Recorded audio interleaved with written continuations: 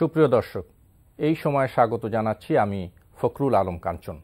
আশা করি যে যেখানে আছেন ভালো আছেন, সুস্থ আছেন। দর্শক, এই অনুষ্ঠানে আমরা সমসাময়িক বিষয় নিয়ে আলোচনা করে থাকি। আজ আমরা সড়ক দুর্ঘটনা নিয়ে আলোচনা করব। এই জন্য আমরা দুইজন অতিথিকে আমন্ত্রণ জানিয়েছি। আমাদের সঙ্গে আছেন গবেষণা প্রতিষ্ঠান CIPRB এর সহযোগী পরিচালক ডক্টর কামরান উল বাসেত এবং যাত্রী কল্যাণ সমিতির মহাসচিব মোজাম্মেল হক চৌধুরী। আপনাদের দুজনকে স্বাগত জানাচ্ছি এনটিভিতে। ধন্যবাদ আপনাদেরকে। ধন্যবাদ এনটিভিকে এবং আপনাকেও ধন্যবাদ। জি, থ্যাংক ইউ। আমরা অনুষ্ঠান শুরুর আগেই সড়ক দুর্ঘটনার উপর আমাদের একটি সম্প্রতি আমরা রিপোর্ট করেছি, সেই রিপোর্টটি দেখব, এরপর আলোচনা করব।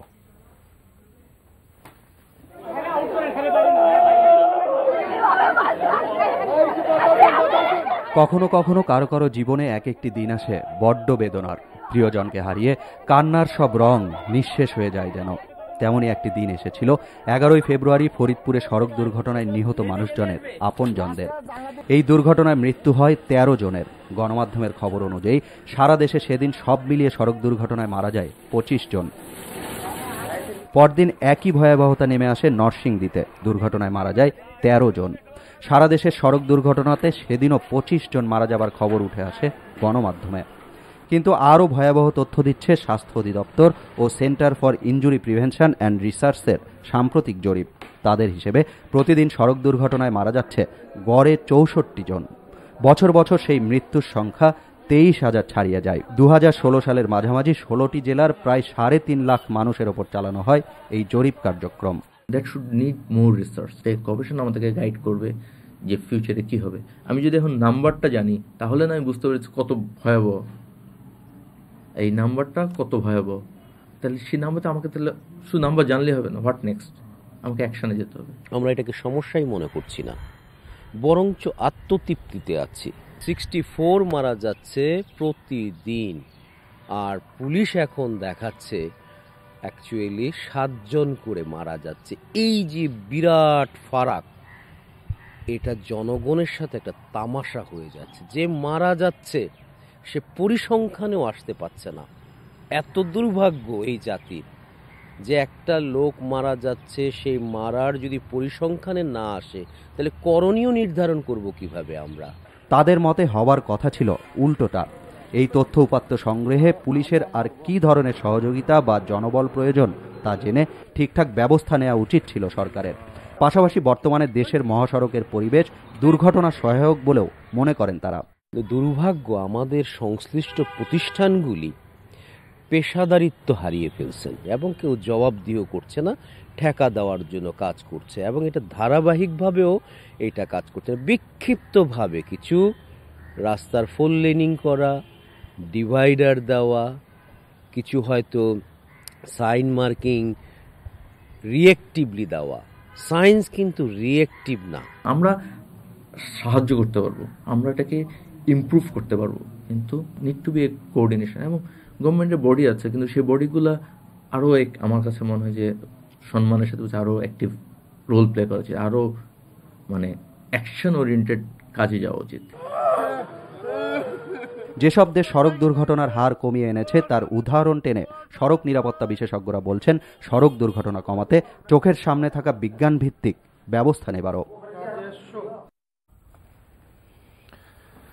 যে আমরা দেখলাম, আমরা এই রিপোর্ট থেকে যেটা জেনেছি, আপনাদের নিজস্ব একটি গবেষণা আছে প্রক্রিয়া, কিন্তু আমাদের প্রশ্ন হচ্ছে এই যে অনেক বড় একটা সংখ্যা, 64 জনের একটি পরিসংখ্যান উঠে আসছে প্রতিদিন, এই পরিসংখ্যান আর বাস্তবতা কিভাবে কমে আসবে? অর্থাৎ এত যে বিপুল পরিমাণে রোড অ্যাক্সিডেন্ট হচ্ছে, এই রোড অ্যাক্সিডেন্ট কিভাবে কমবে? ধন্যবাদ আপনাকে। আমি প্রথমেই যেটা বলতে চাচ্ছি, আপনি বলেছেন রোড অ্যাক্সিডেন্ট। আসলে আমরা এই শব্দটাতেই আমাদের অনেক সমস্যা আছে। এটা আসলে রোড ক্র্যাশ বলা উচিত। সঠিক বাংলাটা হয়তো দুর্ঘটনাই, কিন্তু এটা আরও সঠিক বাংলা হতো, কারণ অ্যাক্সিডেন্ট শব্দটা এক ধরনের মাইন্ডসেট হয়, I have nothing to do, এটা হয়ে গেছে, হঠাৎ হয়ে গেছে, আর কারো একজনের দোষ, আমরা ব্লেমটা করছি। তাই আসলে এখানে আমাদের ওই মানসিকতা পরিবর্তন দরকার। এবং আপনি যে এই বিশাল সংখ্যাটা কমানো সম্ভব একটা কম্প্রিহেন্সিভ, একটা সম্মিলিত প্রয়োগ। এটা আপনি যে রোড অ্যাক্সিডেন্টের মানে ব্যবহার করার মানে না করার পক্ষে যে মত দিলেন, এর মাধ্যমে কি কোনো বক্তব্য আছে, কোনো কি ইঙ্গিত আছে যে হ্যাঁ রোড অ্যাক্সিডেন্টে শুধুই আরেকজনের ভুলে বা কোনো দুর্ঘটনাই ঘটে না? এটার বক্তব্যটা হলো যে আমি একজন ব্যবহারকারী এই সড়ক দুর্ঘটনা যেটা হচ্ছে, রোড ক্র্যাশ যেটা হচ্ছে, সেখানে আসলে অনেকগুলা ট্রিগারিং ফ্যাক্টর থাকে। আমি বলবো যে আমরা অনেক সময় আমাদের রিপোর্টে আসছে যে ড্রাইভারদের ব্যাপারে গতি একটা ইস্যু, কিন্তু ড্রাইভারের ব্যবহারের কথাও বলছেন যে তারা অনেক অ্যাগ্রেসিভ চালাচ্ছেন। কিন্তু আমি এইভাবে বলবো, কোনো মানুষ চায় না যে কাউকে মারতে। এবং আমাদের এই রিসেন্ট যে নিউজটা আপনি দেখেছেন, এখানে যেহেতু ওইখানে দেখা যাচ্ছে 2জন চালকই মারা গিয়েছেন। এখন আমরা যখন এটাকে বলছি, সেখানে কিন্তু ট্রিগারিং ফ্যাক্টর আরেকটা ছিল। আমরা যখন কথা বলছিলাম বিআরটিতে, তখন মালিক সমিতির ওনারা বলছিলেন যে মাঝখানে একটা ইজি বাইক ছিল, একটা দুর্ঘটনার সময় একজন ইজি বাইক ছিল, যেটা হঠাৎ করে ফিডার রোড থেকে মেইন রোডে উঠেছে। হয়তো ওই ইজি বাইকটা বাঁচাতে গিয়ে বা সে তার ড্রাইভারকে কনসেন্ট্রেশন ডিফারেন্ট দিকে নিয়েছে। এখন সেখানে ইস্যুটা হচ্ছে, যদি দক্ষ চালক হয় সে তাহলে হয়তো ম্যানেজ করতে পারতো। তখনই আসছে যে এই চালককে লাইসেন্সটা দক্ষ কিনা, এবং এই লাইসেন্সগুলা তারা যেটা পাচ্ছে তাদের কতটুকু আসলে মানে এটা সঠিক লাইসেন্স, এবং তারা ট্রেনিংটা কিভাবে পাচ্ছে। আচ্ছা, আপনারা এই যে গবেষণা যেটা করলেন, এটা কিভাবে মানে করেছেন, এটার পদ্ধতি কি একটু বলবেন আমাদের? আমাদের এই গবেষণাটা আমরা বলবো যে গবেষণার দিক দিয়ে রিসার্চ এটা ভেরি সাইন্টিফিক, এবং আমরা এখানে 16টা ডিস্ট্রিক্ট থেকে আমরা স্যাম্পল বেস নিয়েছি, পুরোটাই র্যান্ডম বেস, মানে র্যান্ডমলি, আমার কোনো বায়াসনেস নেই। এবং এই গবেষণাতে যখন আমরা ফেস টু ফেস ইন্টারভিউতে নিয়েছি, মানে আমরা বাড়ি বাড়ি যে জরিপ করেছি, এবং প্রতিটা এরকম আমরা বিভিন্ন ক্লাস্টারে, মাল্টি ক্লাস্টারে, ডিস্ট্রিক্ট থেকে উপজেলা থেকে ইউনিয়ন, সেখানে গ্রামে যে আমরা কিছু বাড়িকে ঠিক করেছি, এবং সেটা পুরোটাই র্যান্ডমলি নেওয়া, মানে এখানে আমার ইচ্ছাতে না, একটা সিস্টেমের মধ্যে নিয়েছে, এবং যেটা সাইন্টিফিক্যালি প্রুভেন। এবং এখানে প্রায় 3.5 লক্ষ হাউসহোল্ডকে আমরা করেছি। এই গ্রুপটা যখন ফেস টু ফেস বলেছে, আমরা এখানে যে নিউজটা আসছে, যেটা হলো যে আমাদের পেপারে যে নিউজটা বলছে একটা নাম্বার, পুলিশের একটা নাম্বার, এই নাম্বারের যে পার্থক্যগুলোর কারণ হলো উনি কিন্তু সবগুলা বলছেন, কিন্তু পেপারে যেটা আসছে যেগুলো বড় নিউজ, যেগুলা কভার ছোট হচ্ছে, কমিউনিটি রোডে হচ্ছে বা হাইওয়েতে যেটা হচ্ছে, সবগুলো নিউজ কভার। অনেক সময় আছে আজকে একটা রোড ক্র্যাশ হচ্ছে, কিছু লোক মারা গিয়েছে, কিন্তু সেই সাথে আমাদের একটা জাতীয় নির্বাচন ছিল, দেখা গেল ওই নির্বাচনটা হয়তো খুব গুরুত্ব আসছে না। আমরা আসি আবার ওই আলোচনায় আসবো। তার আগে জনাব মুজাম্মেল হক চৌধুরী, আপনারা তো যাত্রীদের কল্যাণ সহ বিভিন্ন রোড সেফটি ইত্যাদি বিষয়ে কাজ করে থাকেন। যদি আমি জানতে চাই যে সড়ক দুর্ঘটনার যে মূল কারণগুলো আপনাদের কাছে কি মনে হয়, প্রধান কারণগুলো? প্রধান কারণ হচ্ছে সড়কের অব্যবস্থাপনা। আমরা যদি মোটা দাগে বলতে যাই, সড়ক আজকে একটা বিশৃঙ্খল অবস্থার মধ্যে আমরা ঢুকে পড়েছি। সড়কে যারা নেতৃত্ব দিচ্ছেন, সড়ক যারা চালাচ্ছেন, এবং সড়কে যারা বিশেষ করে মালিক এবং শ্রমিক রয়েছেন, তারা কিন্তু কোনো না কোনো রাজনৈতিক দলের সাথে, বিশেষ করে সরকার সমর্থক রাজনৈতিক দলের সাথে সম্পৃক্ত থাকার মধ্য দিয়ে তারা দিনে দিনে বেপরোয়া হয়ে উঠছেন। এই বেপরোয়া এই সংগঠনগুলো তারা আইন কানুনের তোয়াক্কা করেন না। যেমন একটি করে দেখছিলেন, এই যে গতকাল পর্যন্ত, আজকে পর্যন্ত যে ধর্মঘটগুলো চলতেছিল, একটা আদালতের রায়ের বিরুদ্ধে গিয়ে যে ধর্মঘটগুলো ডাকা হচ্ছে। ইতিমধ্যে আমরা দেখেছি 1 বছর আগে যখন ঢাকা মহানগরীতে একটা বাসকে অতিরিক্ত ভাড়া আদায়ের দায়ে একজন চালক এবং বাসকে জরিমানা করা হলো, তখনও কিন্তু তারা ঢাকা শহরকে বন্ধ করে দিয়েছিল যোগাযোগ ব্যবস্থা। তেমনি সামগ্রিক যে একটা বিশৃঙ্খল পরিস্থিতি, এই বিশৃঙ্খলা মূলত দুর্ঘটনার প্রধানতম কারণ। তারা এইখানে আইনের শাসন প্রতিষ্ঠিত নেই, এখানে ট্রাফিক আইন যেমন মানা হচ্ছে না, ট্রাফিক সিগন্যাল ব্যবস্থাটাও কার্যকর নেই।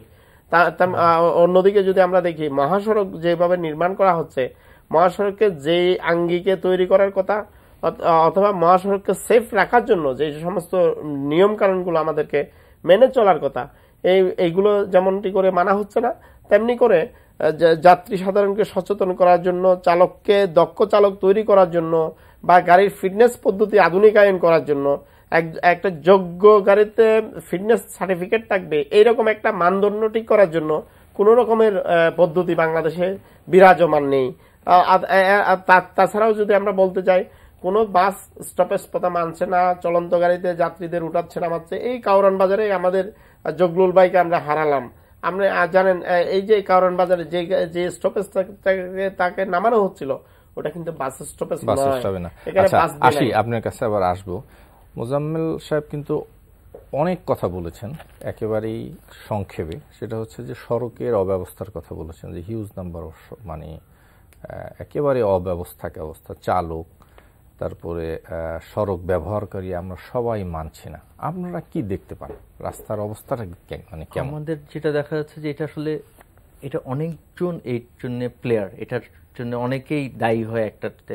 আপনার এখানে আমি যদি দেখি যে সড়ক ব্যবহারকারী, আমি প্রথমে আমাকে বলবো, আমি পথচারী, আমার ব্যবহার, আমি কি জানি সড়কটা কিভাবে ব্যবহার করতে হয়, আমার যে সড়কে যে ইঞ্জিনিয়ারিং, সেটা কি ইঞ্জিনিয়ারিংটা ঠিক আছে কিনা, আমার ভিজিবিলিটি, ড্রাইভারের একটা ভিজিবিলিটি দরকার, যে সে মহাসড়কে যখন 80 কিলোমিটার 70 কিলোমিটার যাচ্ছে, সে সামনের রাস্তাটা ঠিক মতো দেখতে পাচ্ছে, আমার দুই পাশে রাস্তার যে গাছগুলো ভেজিটেশন করা দরকার সেটা কি ঠিক আছে কিনা, এবং আমার যে পারিপার্শ্বিক অবস্থা, আমরা একটা জায়গায় যখনই রাস্তা হয় তখনই গ্রোথ সেন্টার মানে বাজার তৈরি হয়ে যায়, এবং এই রাস্তাটা যখন তৈরি হয় সেই কমিউনিটিকে আমি ওরিয়েন্ট করেছি, যেটা আমাদের এন্টো হাইওয়ে নিয়ে কথা উঠেছে, যে world deadliest road, Dhaka Sylhet হাইওয়েটার কথা বলেছে, খুব সুন্দর রাস্তা বানিয়েছে ওয়ার্ল্ড ব্যাংক, খুব সুন্দর রাস্তা বানিয়েছে, কিন্তু সেই রাস্তাটা যখন তৈরি হচ্ছে, এই রাস্তাটার আশেপাশে লোক ইকোনমিক্যাল গ্রোথ হয়েছে, কিন্তু সঙ্গে তাদের রোড ক্র্যাশ বেড়েছে, তারা আরেকভাবে পঙ্গু হয়েছে।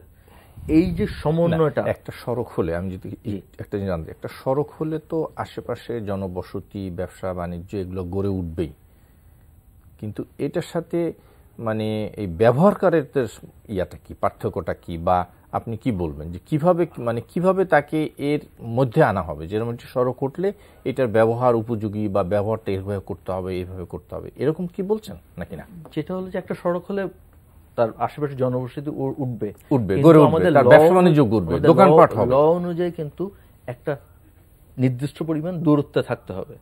এবং আমাদের যেটা হচ্ছে যে আমাদের এগুলোকে মহাসড়ক বলছি, কিন্তু আইডিয়ালি এটা মহাসড়ক না। কারণ আইডিয়ালি মহাসড়ক, আপনি যদি, আমরা অনেকে বাইরে গিয়েছে, বাইরে যদি যান, এখানে কিন্তু পথচারী পারাপার, দুই পাশের কমিউনিটি, আমার স্কুল এই পাশে, আমি থাকি এই পাশে, এই ছোট বাচ্চাটা কিন্তু রাস্তা পার হচ্ছে, কিন্তু তার কি সেই পরিবেশটা আছে কিনা, তা আমাদের যে ওইখানকার যারা ব্যবহারকারী তারা কিন্তু আসলে কিছুই জানে না। আমি তাদেরকে হঠাৎ করে একটা সুন্দর রাস্তা দিয়েছে, কিন্তু সেটা যে ব্যবহার কিভাবে করতে হয়, যে ছোট্ট একটা উদাহরণ দিই, যে রাতে বেলা যখন রাস্তা পার হবো, তখন আমার রাস্তায় ব্যবহার করলে আমার উজ্জ্বল কাপড় পরতে হবে। আপনি যে দেখবেন আমরা অনেক ডার্ক কাপড়ে পড়ছি, যেখানে ড্রাইভারের পক্ষে অনেক সময় হঠাৎ করে সে দেখবে যে একটা লোক সামনে, তখন সে তার সিদ্ধান্ত নিতে, যে সে দেখা যাচ্ছে পাশে উঠাই দিচ্ছে, বা ওই লোকের উপর যাচ্ছে, বা আরেকটা গাড়ির সাথে মুখোমুখি হচ্ছে। এবং এই যেখানে গ্রোথ সেন্টারগুলো হচ্ছে, সেখানে কিছু ইঞ্জিনিয়ারিং ট্রিটমেন্ট আছে, সেই ট্রিটমেন্টগুলো আমাদের সবসময় ব্যবহার করা হয় না। যেটা বলা হয় যে যদি রোড ডিভাইডার থাকে, এটা খুব বিক্ষিপ্ত হবে, একটু আগে আমরা রিপোর্টেও দেখেছি, শামসুল হক স্যার বলেছেন যে বিক্ষিপ্ত হচ্ছে, এটাকে যে আসলে সায়েন্টিফিকভাবে যেখানে দেওয়া দরকার, যেখানে রাউন্ড অ্যাবাউট দেওয়া দরকার, ফিডার রোডটা যেভাবে উঠছে, সেই ফিডার রোডটাকে, সেই কানেকশন রোডটা সেটাকে মেনটেন করছে কিনা, সেই স্লোপটা আছে কিনা, বা প্রপার যে সাইন মার্কিং এগুলো আছে কিনা। সর্বোপরি আসলে যখন আমরা ডিজাইন করব কোনোটা রোডের, প্রথম থেকে আসলে কমিউনিটি ইনভলভমেন্টটা, ওই সমাজের লোকজনকে ইনভলভ করতে হবে। আসলে ওরা কিভাবে ব্যবহার করে সেটাকে মাথায় রেখে ডিজাইনটা রাখতে হবে, তখন এটা একটা সঠিক মানে সড়ক নকশা হবে, যেটা আমাদের অনেকাংশেই আমরা দেখেছি। আমাদের মাননীয় মন্ত্রী মহোদয় যেই ঢাকা আরিচা রোডে অনেকগুলো বাঁক ঠিক করেছেন, ঠিক করার পর ওইখানে কিন্তু সড়ক দুর্ঘটনার হারটা কমে গিয়েছে। তা এটা তো একটা অংশে, কিন্তু আমার নেটওয়ার্ক তো সারা দেশে, এবং সরকার অনেকগুলো অ্যাকশন যাচ্ছেন, কিন্তু তথ্যটা কিসের উপর, এই যে জায়গাটায় আমি নকশা পরিবর্তন করব, এই তথ্যটা কিসের উপর দাঁড়িয়ে উনি করছেন। আমরা যতটুকু জানি এটা 2007 সালে একটা ব্ল্যাক স্পটের একটা লিস্ট আছে, সেটার উপর করছে। কিন্তু 2007 আজকে 2017, 10 বছর। এবং আমরা বলছি, আমাদের মাননীয় প্রধানমন্ত্রী অলরেডি বলেছেন আমরা মধ্যমায়ের দেশের দিকে যাচ্ছি। তার মানে আমরা কিন্তু আমাদের উন্নতি অনেকভাবে হয়েছে, সেটা সড়কেও হয়েছে, আমাদের ব্যবহার, আমাদের মা বোনরা এখন বাইরে যাচ্ছে, স্কুলে যাচ্ছে, দূরে যাচ্ছে, কাজে যাচ্ছে। তা আমাদের পুরা 10 বছরে কিন্তু আমাদের স্ট্রাকচার চেঞ্জ হয়ে গেছে। কিন্তু আমি যে জায়গায় কাজ করছি সেটাকে এখনকার সময়ের সাথে উপযোগী হচ্ছে কিনা। জনাব মোজাম্মেল হক, আমরা যদি শুনি যে সড়ক নিয়ে যে মানে যে অভিযোগটি আপনি করেছেন যে অব্যবস্থা, অনিয়ম, সড়কের নকশা, ব্যবহারকারী এবং সড়কের বাস সব মিলিয়ে একটা আমাদের ঘাটতি আছে, অবস্থা আছে, তো এগুলো আপনারা কিভাবে চিহ্নিত করতেছেন? আপনাদের কি মানে বক্তব্য? আমাদের বক্তব্য তো স্পষ্ট, আমরা তো সবসময় এই বিষয়গুলো তুলে ধরার চেষ্টা করছি এবং আমরা মনে করি সরকার এই দেশকে উন্নত এবং সমৃদ্ধ দেশের কাতারে নিয়ে যেতে চায়। এখানে যদি এটাকে নিয়ে যেতে হয় তাহলে কিন্তু পরিবহন সেক্টরে তো ভয়াবহ একটা বিশৃঙ্খলার মধ্যে রেখে কিন্তু এটাকে এগিয়ে নেওয়া কোনোভাবে সম্ভব নয়। আপনি রিপোর্টটাতে যেভাবে দেখছিলেন, এখানে 64 জন মানুষ প্রতিদিন সড়কে প্রাণ হারাচ্ছে, আমরাও এটা বিশ্বাস করি। কিন্তু আমরা যেটা রিপোর্ট, আমরাও একটা রিপোর্ট করি, কিন্তু আমরা এই রিপোর্টের মধ্যে এতগুলো হিসাব আনতে পারি না। আমরা যেটা দেখেছি, সড়ক দুর্ঘটনা প্রায় 60% ঘটনা এই স্থানীয়ভাবেই এটা কিন্তু সেটেল হয়ে যায় এবং হারিয়ে যায়। এই তথ্যগুলো কিন্তু হারিয়ে যায়। এই সবগুলো তথ্য যদি আনা যেত তাহলে কিন্তু এই যে ভয়াবহ চিত্র এটা কিন্তু স্পষ্ট হতো। এটা কিন্তু আমরা সত্যিকার অর্থে মনে করি এই রিপোর্টটা একটা যথাযথ রিপোর্ট।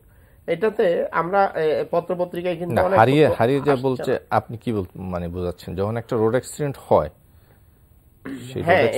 আপনি বলছেন যে হয়তো থানা পুলিশ হয় না, অনেক সময় থানা পুলিশ হয় না, বা স্থানীয় পর্যায়ে বা লোকাল এলাকাগুলোতে বা লোকাল রোডগুলোতে যে রিপোর্টগুলো ঘটনাগুলো ঘটে বা যেগুলো মিডিয়ার কাছ পর্যন্ত পৌঁছতে পারে না এই তথ্যগুলো, এরকম হয়। আবার অনেক তথ্য পত্রিকায় আসার পরে পত্রিকার পাতায় প্রায়োরিটি পায় না। ওই দিন যদি অন্য কোনো ঘটনা থাকে, রাজনৈতিক ঘটনা, নির্বাচন অথবা জঙ্গি বিরোধী অভিযান অথবা একটা জাতীয় কোনো বড় ইস্যু থাকে, তখন কিন্তু পত্রিকার পাতায় এই রিপোর্টগুলোকে মনে করা হয় এটা প্রতিদিনের ঘটনা, এটা আজকে না দিলে তেমন কিছু যাবে আসবে না। এতে করে এই সংখ্যাগুলো যেমন হারিয়ে যাচ্ছে, প্রকৃত চিত্রটাও সরকারের কাছ পর্যন্ত পৌঁছচ্ছে না। সরকারের কাছে যদি প্রকৃত চিত্রটা পৌঁছাতো তাহলে এই সড়ক আমরা জিডিপিতে কি পরিমাণ ক্ষয়ক্ষতি হচ্ছে এটা সরকার অনুধাবন করতে সক্ষম হতো, পাশাপাশি একটা করণীয় নির্ধারণ করাও একটা সক্ষম হতো। আমরা সেই জন্য মনে করি সরকারের নিজস্ব একটা ডাটা বেস রেডি করা দরকার। আমরা যারা বেসরকারি সংগঠনগুলো কাজ করছি, সরকার যদি আমাদেরকে সহযোগিতা করে, আমরাও সরকারকে সহযোগিতা করতে পারি। এই সমস্ত ডাটা বেস তৈরির ক্ষেত্রেও আমরা সহযোগিতা করতে পারি। পাশাপাশি অন্যান্য যে বিশৃঙ্খল অবস্থা, এখান থেকে এক্সিট হওয়ার জন্য আমরা সরকারকে সহযোগিতা করতে চাই। আমরা মনে করি এই যে কামরান ভাই যেটা বললো, সেটা আজকে আমি সড়কটা কিভাবে ব্যবহার করব সেই রকম কোনো মেথড বিআরটি এর কাছেও নাই, মন্ত্রণালয়ের কাছেও নাই। আমাদের যে সড়ক পরিবহন মন্ত্রণালয়, এটার একটা রোড সেফটিতে বিশাল বড় একটা সেল রয়েছে, জাতীয় সড়ক নিরাপত্তা কাউন্সিল। এই সড়ক নিরাপত্তা কাউন্সিলে আমার ভাইরা সিআরপির মতো প্রতিষ্ঠান যারা গবেষণা করছে, এরকম প্রতিষ্ঠানগুলো এখানে সম্পৃক্ত থাকার দরকার ছিল, কিন্তু এইগুলো রাখা হচ্ছে না। সাধারণ যে নিয়ম সেটাই তো চালকরা মানছে না। পথচারী সিম্পলি যে গাড়ি এভাবে পার হওয়া যাবে না, এত মাইল সেটি তো মানছি না, তারপরে তো অন্য হিসাব, তাই না? আসলে আমাদের যদি সরকার যদি ইচ্ছে করে, সরকার কিন্তু এই সেক্টরে প্রভূত উন্নতি ইতিমধ্যে হয়েছে। আমরা অনেকগুলো রোড 2 লেন থেকে 4 লেন উন্নীত হয়েছে। পদ্মা সেতুর মতো একটা জায়গাতে কিন্তু সরকার এককভাবে বা আমাদের দেশীয় অর্থে কিন্তু বিশাল একটা সাহসিকতার পরিচয় দিয়ে আজকে পদ্মা সেতু আমাদের বাস্তবে পরিণত হতে যাচ্ছে। আমরা মনে করি না এই সরকার পারবে না। এই সরকার যদি না পারে, সরকারের প্রশ্ন না, উৎস হচ্ছে যে উদ্যোগটা নেওয়া সকলের সম্মিলিতভাবে সেই মানে সিদ্ধান্তগুলো বাস্তবায়ন করা। জায়গাতেই আমরা একটু বলতে চাই, সেটা হলো যে বর্তমানে যারা নেতৃত্ব দিচ্ছেন আমরা যে দেখতে পাই স্পষ্টত। আচ্ছা, আসি আপনার কাছে, আমরা একটু শুনে আছি। আচ্ছা জি প্লিজ, আপনি কিছু বলছেন। মোজাম্মেল ভাই যেটা বলেছেন, একটা হলো আসলে আমি একজন চিকিৎসক প্রথমে, তারপরে গবেষক।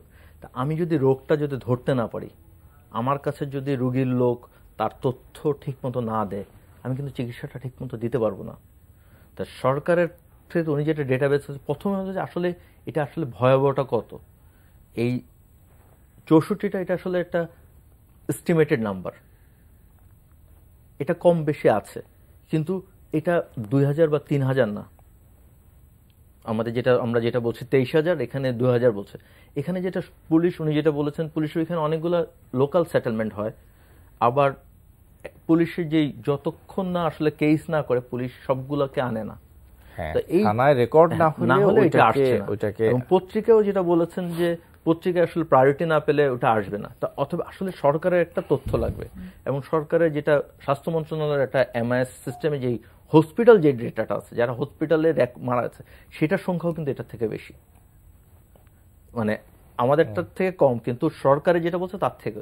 আসলে আমাকে প্রথমে বুঝতে হবে, আসলে আমাকে মেনে নিতে হবে এইটা অবস্থা, কিন্তু আমাকে পরিবর্তন করতে হবে। এই পরিবর্তনটা আসলে একটা হলো শর্ট টার্ম, একটা লং টার্ম। যে সড়ক দুর্ঘটনার কারণে যে পরিমাণ মানুষের মৃত্যু ঘটে, আমাদের এই রিপোর্টে উঠে এসছে যে তাদের মধ্যে একটি বড় সংখ্যা হলো কর্মক্ষম মানুষ মারা যায়, শিশু নারীর সংখ্যাও আছে।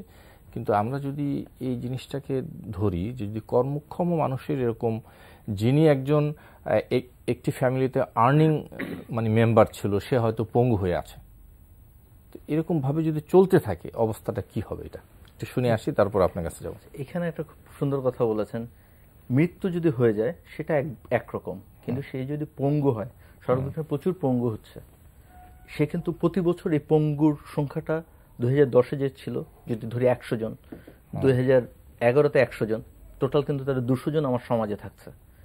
এটা একটা ভয়াবহ চিত্র, পঙ্গুত্বতা। আরেকটা হলো যে আপনি যেটা বলছেন এই কর্মক্ষম, এটা কিন্তু আমরা শুধু ওর কর্মক্ষম, ও যখন রোড ক্র্যাশের শিকার হচ্ছে, হসপিটাল স্টেডিয়ামটা কিন্তু অনেক বড়।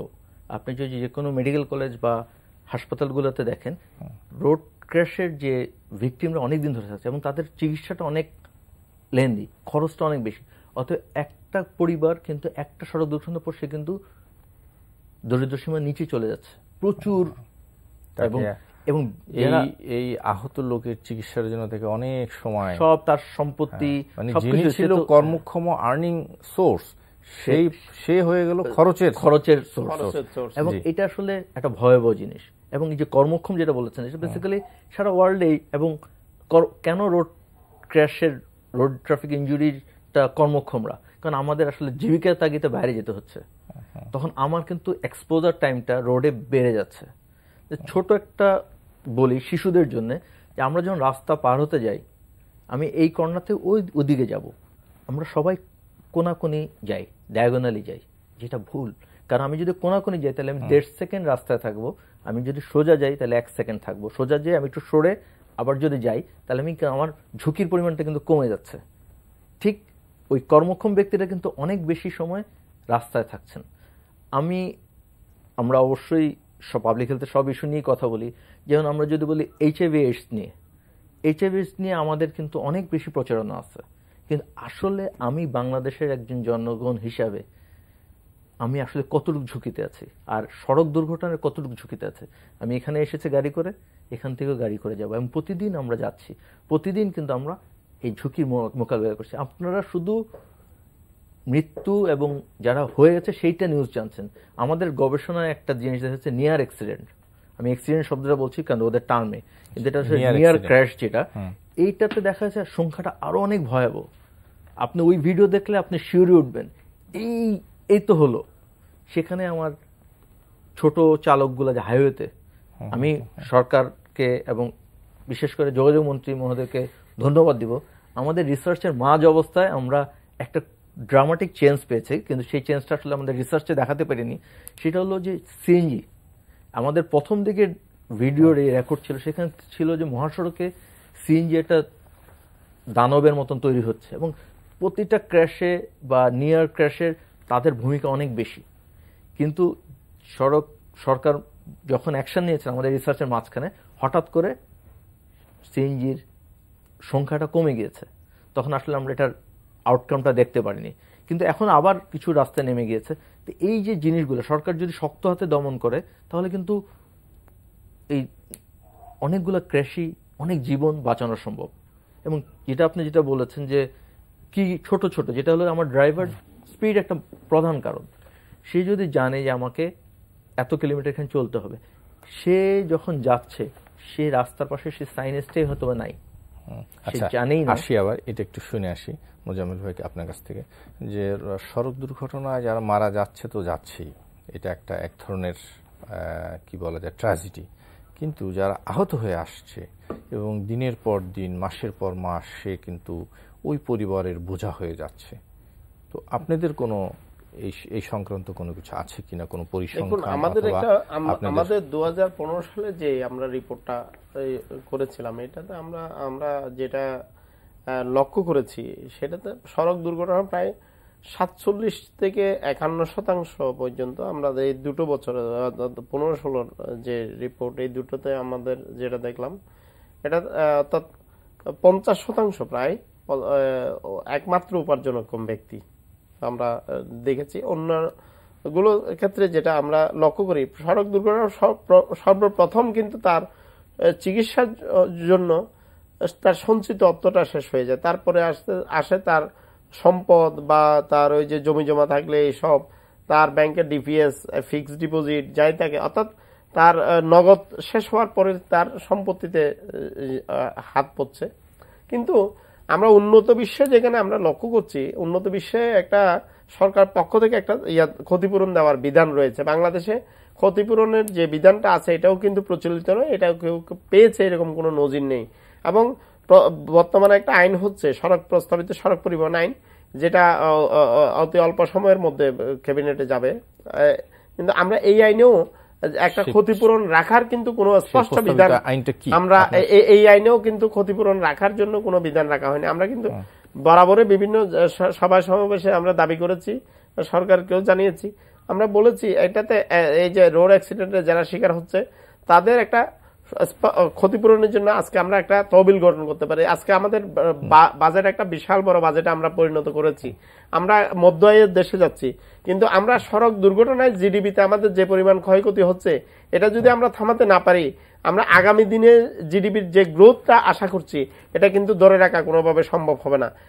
এই যে আমাদের যে পঙ্গু যে পরিমাণ মানুষ, আমরা পঙ্গু জাতিতে আমরা পরিণত হতে যাচ্ছি, এবং যে পরিমাণ মেধাবী সম্পদ আমরা হারাচ্ছি, সেটা কিন্তু জিডিপিতে একটা বিশাল বড় প্রভাব পড়বে। এবং সরকার যে লক্ষ্য নিয়ে বাংলাদেশকে এগিয়ে নিবে, সড়ক দুর্ঘটনায় কিন্তু এইখানে একটা বিশাল বড় বোঝা হয়ে দাঁড়াবে।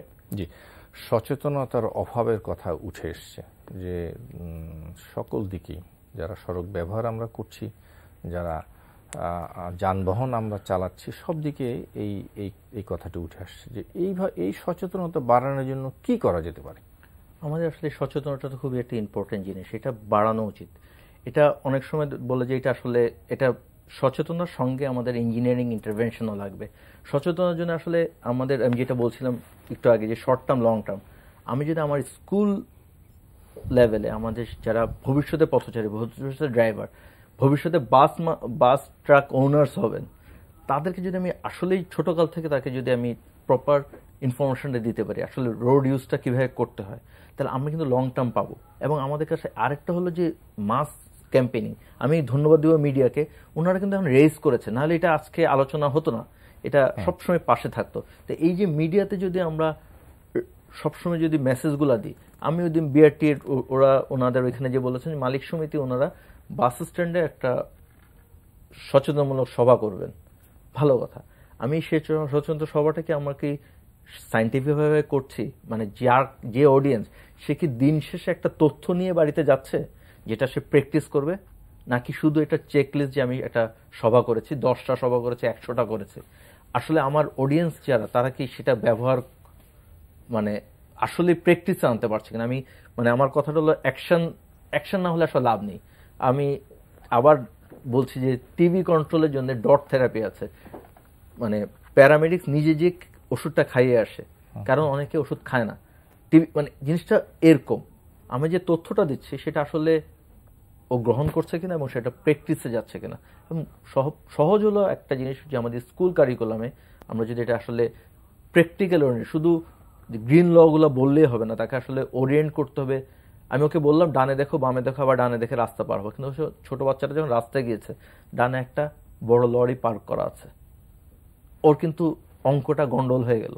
ও ডানে দেখতে গেল একটা ছোট দোকান, ঘুন্টি দোকান, তাহলে এটা সে কিভাবে শিখবে? এটা মানে পড়ে আসলো, হ্যাঁ, কিন্তু পড়ে আসার পর তো বাস্তবে তো থাকতে হবে না। বাস্তবে তাকে যেটা হলো যে স্কুলেই আমরা শারীরিক শিক্ষা বা এরকম ক্লাসে প্র্যাকটিক্যাল কিছু ট্রেনিং আছে, খেলার ছলে তাকে এই তথ্যগুলো দেওয়া যে এই রিস্কগুলো হতে পারে। যেটা আমি একটু আগে বলেছিলাম, কোনাকুনি পার হবা না, তুমি জাংশনে পার হবো না, এই কথাটা কেউই বলে না। আমি যখন জাংশনে, আমরা বড়রাও যখন জাংশনে পার হই, জাংশনে পার হয়ে কারণ হাঁটতে চাই না, দেখা গেল যে এটা শর্টকাট কাছেই, কিন্তু আমি ঝুঁকিটা বেড়ে যাচ্ছে। জাংশনে আমার পিছন থেকে গাড়ি আসতে পারে, ডানে আসতে পারে, বামে আসতে পারে, সামনে আসতে পারে, আমার পক্ষে সম্ভব না। তারপরে যেমন এখন স্মার্টফোন, হেডফোন, আমরা হেডফোন চালাই, সাইকেল চালাচ্ছি কিন্তু আমার কানে হেডফোন, আমি এবং ড্রাইভাররা মোবাইলে কথা বলছে। আসলে যেটা মাথা ব্রেন একসাথে দুটা কাজ করতে পারে না। খুব ছোট ছোট কিছু ইন্টারভেনশন যেগুলো আমাদের, আমি আমার শিশুকে নিয়ে রাস্তায় যখন হাঁটছি, আমি আজকে আপনাকে বলবো যে আপনি খেয়াল করে দেখবেন, কালকে আমি বলেছি যে আমার সবচেয়ে প্রাণপ্রিয় সন্তানটাকে আমি ডান হাতে ধরে হেঁটে যাচ্ছি, তাকে রাস্তার কাছে রাখছি। সিম্পল একটা ইন্টারভেনশন মেসেজ যে ডান দিকে না, আপনি রাস্তার বাইরের সাইডে রাখেন।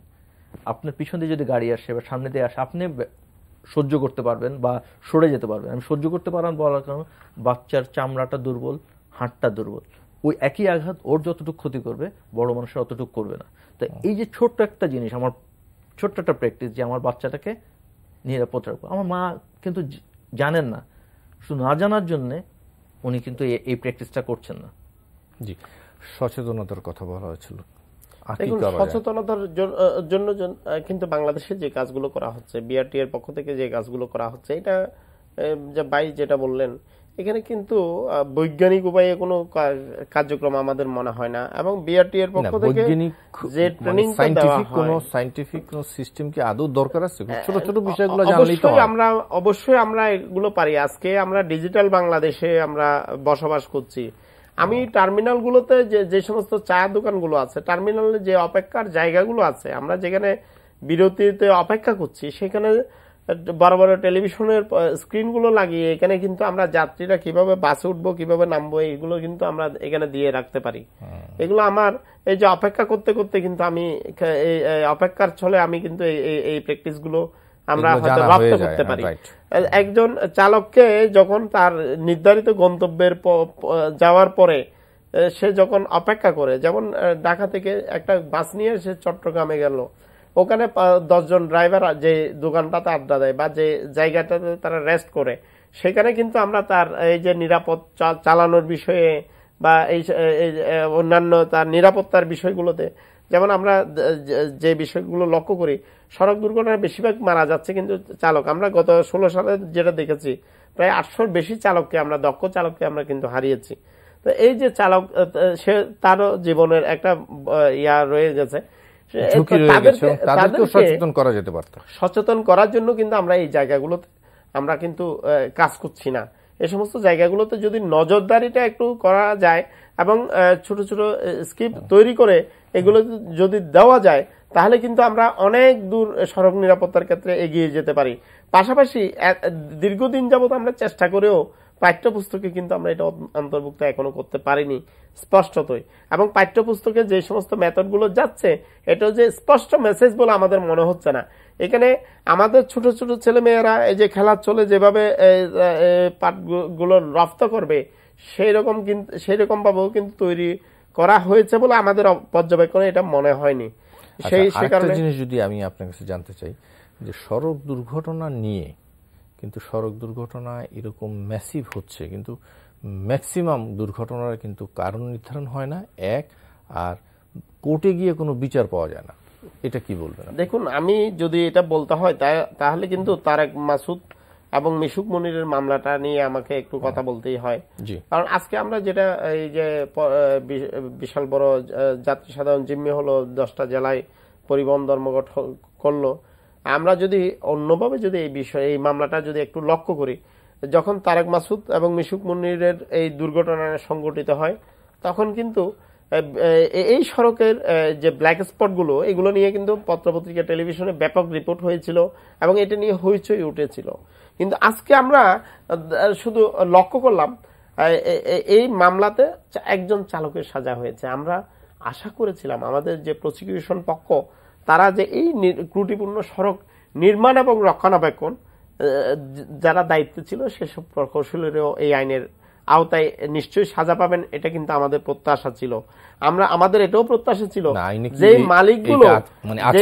যে মালিকগুলো এই যে ত্রুটিপূর্ণ যানবাহনটি, ফিটনেসবিহীন যানবাহনটি রাস্তায় নামিয়েছিল, তারাও এই আইনের সাজার আওতায় আসবেন, এটা কিন্তু আমরা জাতি কিন্তু প্রত্যাশা করেছিল।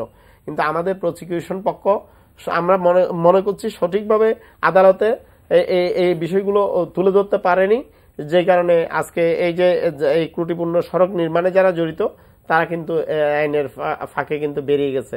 আমরা মনে করি ত্রুটিপূর্ণ সড়ক নির্মাণে যারা জড়িত, তাদেরকেও যেমন আইনের আওতায় আনা দরকার, এবং ফিটনেস দিতে গিয়ে যে সমস্ত দুর্নীতির বিনিময়ে, অবৈধ অর্থের বিনিময়ে যারা ফিটনেস সার্টিফিকেট দিচ্ছে, অযোগ্য একটা গাড়িতে ফিটনেস দিচ্ছে এবং অযোগ্য গাড়িকে নিবন্ধন দিচ্ছে, অযোগ্য গাড়িকে রাস্তায় নামাতে উৎসাহিত করছে, যারা টোকেন বাণিজ্য করছে, তাদেরকেও এই আইনে আমরা মনে করি যদি সাজার আওতায় আনা যায়, তাহলে কিন্তু বাংলাদেশে যেমন সড়কের শৃঙ্খলা ফিরে আসবে, অন্যদিকে সড়ক দুর্ঘটনা কমাতেও একটা সহায়ক ভূমিকা রাখবে। জি, বিচার ব্যবস্থায় যে জিনিসটা আসছে সেটা হলো যে সড়ক দুর্ঘটনার বিচার আদৌ হয় না, খুব একটা মানুষও যায় না, আর বিচার প্রক্রিয়াও সেটা এত দীর্ঘ, এবং যে সমস্ত এভিডেন্স দরকার হয় সেগুলো পিছনে মানুষ ছোটেও না। একটা দুর্ঘটনা ঘটলে মানুষ ওই দুর্ঘটনায় কান্নায় পরিণত হয়। এখন মোজাম্মেল সাহেব যেটা বলছিলেন যে অনেক সিরিজ অফ অব্যবস্থা, আপনি কি বলবেন যে এই বিচার পাওয়ার ক্ষেত্রে কি করা যেতে পারে? এখানে যেটা আমি কালকে আমার গবেষণা প্রতিষ্ঠানের লোকজনের সাথে কথা বলছিলাম, যে আমরা যদি দেখি এটা কতটা কেস হয়েছে এবং কয়টা কেসের সাজা হয়েছে, এবং আমি বলবো যে ইলিয়াস কাঞ্চন সাহেব ওই দিন বলছিলেন, আমার কথাটা খুব ভালো লেগেছে, যে অ্যাটলিস্ট একটা তো সাজা হয়েছে, একটা তো উদাহরণ তৈরি হয়েছে। আসলে এই উদাহরণটা দরকার। এখানে আমি চালক বা যেই দোষী, তার জন্য সাজা হওয়া দরকার, এবং এটাকে সরকার আসলে এটার জন্য আগিয়ে আসা উচিত। কারণ আমরা আসলে যারা ভিকটিম হচ্ছে, তারা দেখা যাচ্ছে যেটা বললেন, চিকিৎসার জন্য তারা দৌড়াতে যে এটা আর করতে পারছে না। এবং আরেকটা জিনিস যেটা হলো যে আমাদের যে রোড সেফটি, যে কোনো রোড ডিজাইন এবং এখানে রোড সেফটির জন্য একটা বাজেট আছে, এই বাজেটটা আসলে ওইভাবে 2 to 5% ইউজ করার কথা, সেটা শুরু থেকে এবং মেইনটেনেন্স পর্যন্ত। আসলে সেই খরচটাও করা হয় না। যদি ওটা করতো, আমার পরিবেশটা ভালো হতো, সড়ক দুর্ঘটনার হারটাও কমে যেত। এবং সাক্ষী প্রমাণে আসলে লোক আসতে পারছে না। আর একটা উনি একটু আগে যেটা আমরা বলছিলাম যে অ্যাওয়ারনেসের, আসলে ছোট্ট একটা, আমি ওই যে যখন চালক রেস্ট নিচ্ছেন, তাকে যদি আপনি একটা বক্তৃতা শোনান, ওর কিছু নিবে না। এই জন্য বৈজ্ঞানিক পদ্ধতি, ছোট একটা ক্লিপ হবে, ছোট একটা মেসেজ হবে, যেটা তার ভিতরে আঘাত আনবে, সে পরিবর্তন হবে। আসলে আমাকে গোড়াতে কাজ করতে হবে, জিনিসগুলো হতে হবে খুব ক্রিয়েটিভ। আমরা যেটা বলছি, মিশুক মুন্নি ওনারা মারা গেছে, ওনারা কিন্তু সেই ক্রিয়েটিভ লোকই ছিলেন। এখন ওনাদের জন্য আজকে যেমন একদম শেষ সময় আছে, জি প্লিজ সেটাই শেষে যেটা আমি বলবো, যে আসলে একটা সম্মিলিত উদ্যোগ দরকার, যেখানে আমরা হয়তো ছোট ছোট কিছু কাজ করতে পারবো। আসলে এটা সরকারকে এগিয়ে আসতে হবে, এবং সরকারকে এই তথ্যটা মেনে নিতে হবে, এবং এই তথ্য অনুযায়ী আসলে অ্যাকশন নিতে হবে, অ্যাকশন ওরিয়েন্টেড কাজ করতে হবে। এখানে সড়ক জনপথ বিভাগ আমাদের, আমি আরেকটা কথা, যেটা আমাদের যদি ক্র্যাশ হয়ে যায়, সে নিয়ার বাই যে হসপিটালটা যাচ্ছে, সেখানে কি তার কি সেই চিকিৎসাটার ব্যবস্থা হচ্ছে কিনা। আমরা কিন্তু এই তথ্য যেটা পাচ্ছি বেশিরভাগই হলো স্পট ডেথ, কিন্তু সে 2 ঘন্টা পর যেখানে যে মারা যাচ্ছে, সেই তথ্য 2 দিন পরে যে মারা গেল, 7 দিন পরে মারা গেল, সেটাই যোগ করে আসছে হলো 64। আমরা অনেক সময় অস্বীকার করি। আসলে আমাদের A to Z আমাদের প্রত্যেকটা পিলারকে হিট করতে হবে, আমাদের অ্যাওয়ারনেস করতে হবে, আমাদের পোস্ট ক্র্যাশ বা ইমার্জেন্সি ম্যানেজমেন্ট করতে হবে, এবং ইঞ্জিনিয়ারিং এনভায়রনমেন্ট করতে হবে, এবং আমার যেই ম্যানেজমেন্ট যেগুলো আছে সবগুলোকে আমাদেরকে নিতে হবে। তো ধন্যবাদ, আমাদের হাতে আজ আর সময় নেই, আপনাদের দুজনকে ধন্যবাদ। থ্যাংক ইউ, ধন্যবাদ। দর্শক, এই ছিল আমাদের আজকের আয়োজন। আগামী অনুষ্ঠানে আবার দেখা হবে। আল্লাহ হাফেজ।